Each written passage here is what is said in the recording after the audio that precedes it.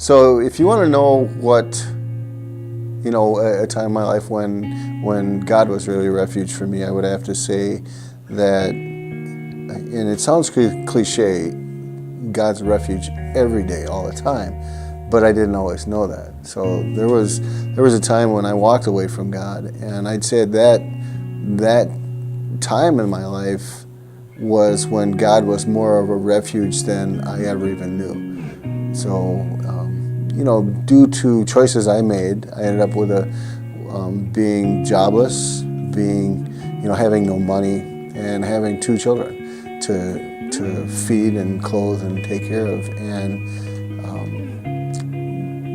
that was probably the time the most where, I wasn't acknowledging God, but He was there taking care of me. He was not just me, but my family, my boys. And there were days when I didn't know where our next meal was coming from. I didn't know when the electric bill was going to get paid. I didn't know when the rent was going to get paid. And we never went hungry.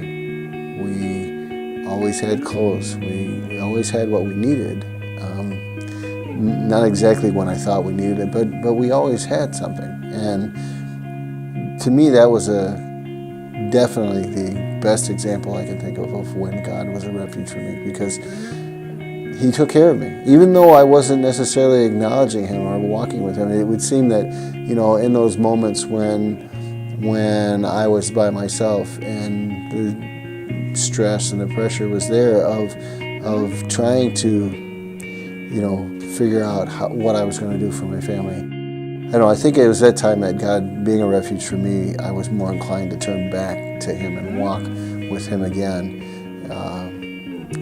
So I would say that is when He was most like a refuge to me. Whenever I was alone, or whenever I was down, or whenever I was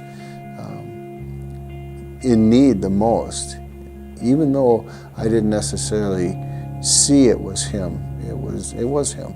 And He was my refuge. He took care of me.